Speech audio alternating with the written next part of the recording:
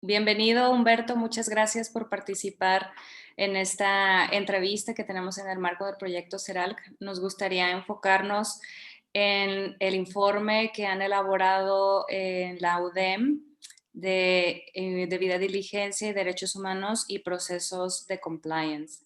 Este estudio surge de la necesidad de desarrollar herramientas que el sector privado, o más bien el sector empresarial, público, privado, mixto, puedan utilizar para implementar estas recomendaciones internacionales que se hacen desde los principios rectores, desde la OCDE. O sea, la idea es tratar de contribuir a ver cómo podemos apoyar en este proceso o trabajo de traducción que se tienen que hacer de una idea tal vez un poquito más abstracta, como es hablar de derechos humanos en general, a cómo lo metemos en un proceso empresarial.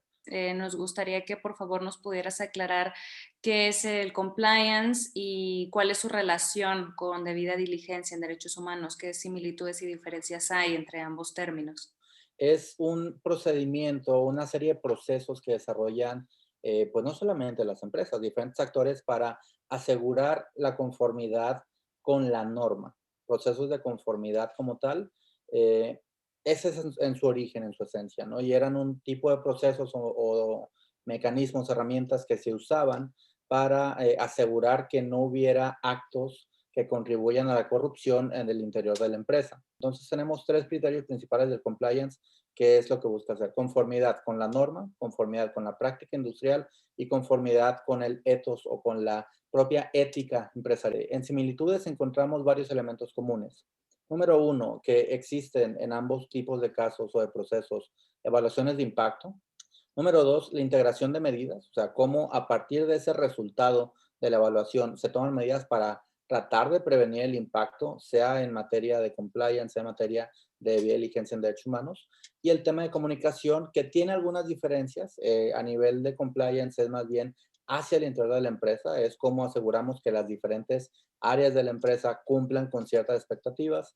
Cuando hablamos de diligencia, la comunicación no solamente es hacia el interior, que es necesaria también, pero tiene que darse hacia el exterior para que sean las partes potencialmente afectadas o afectadas en la práctica las que sepan de qué se está tratando la cuestión. A nivel sustantivo, hay similitudes en cuanto al enfoque. Por ejemplo, hay procesos de compliance en materia laboral, muchísimos de ellos, en materia ambiental, en materia de salud, por ejemplo, y cada uno de ellos cubre, a final de cuentas, alguna dimensión, cuando no a veces toda la dimensión, de derechos humanos que existe cuando hablamos, por ejemplo, del derecho al trabajo, a las condiciones justas y equitativas en el trabajo, o los derechos sindicales, perdón, en materia ambiental, en materia de salud, en temas de alimentación o agua. En general, el compliance se ha entendido como que mira hacia el interior de la empresa, no necesariamente hacia afuera de la empresa, y eso es importante porque cuando hablamos de derechos humanos es de terceros, no respecto del riesgo propio para la empresa. Ese es uno. Número dos, que muchas veces el compliance, otra vez, no en todos los casos, hace una fotografía de la situación actual en un momento determinado y no necesariamente da un seguimiento continuo como se espera que sea en el proceso de debida diligencia. Y número tres, en el tema de distribución de responsabilidades, es otra diferencia importante. En el compliance, sobre todo en las empresas grandes, muchas empresas tienen departamentos enfocados únicamente a compliance y se enfocan casi siempre en muchos países en las normas como tal.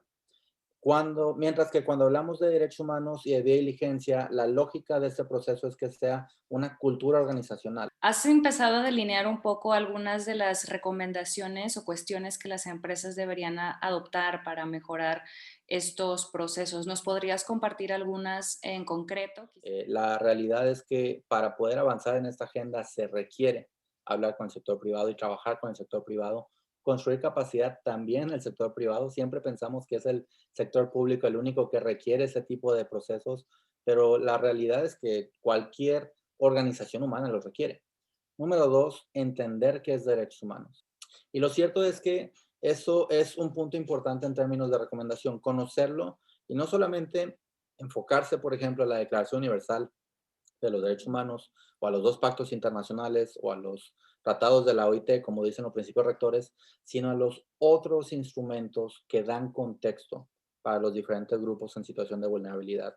Niños, niñas y adolescentes, personas trabajadoras migratorias o migrantes, personas con discapacidad, por ejemplo, el tema de discriminación racial, que es un tema muy importante en ciertas sociedades.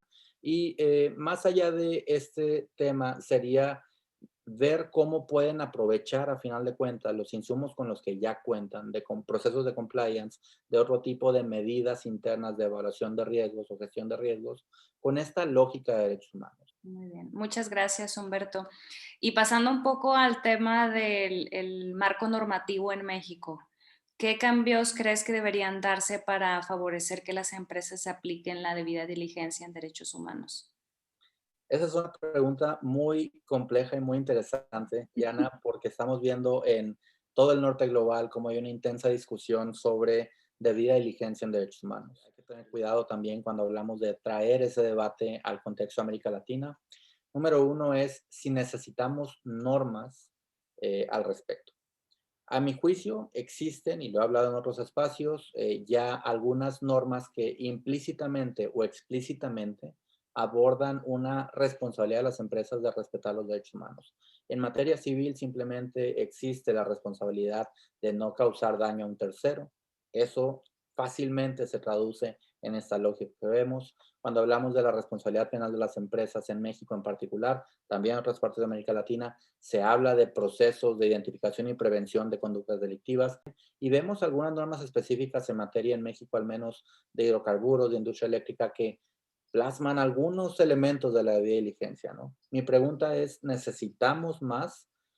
Puede ser, no hay que cerrar la puerta a esta evolución, pero hay que ver para qué necesitamos la norma.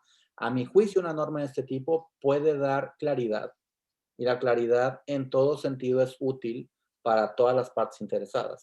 Eh, Más allá de eso, ¿qué otros cambios se podrían dar? A mi juicio, crear en todo caso normas que establezcan una obligación general de respeto a los derechos humanos.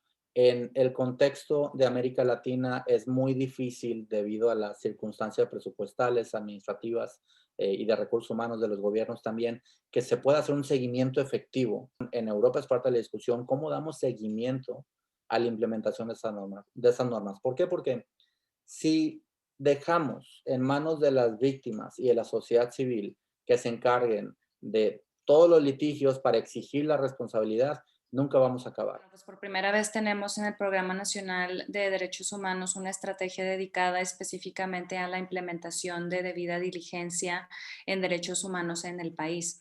En este sentido, pues nos gustaría saber cuál es tu perspectiva en relación a qué estrategias deberían de llevarse a cabo para que ésta se traduzca en una gestión más transparente, participativa y diversa.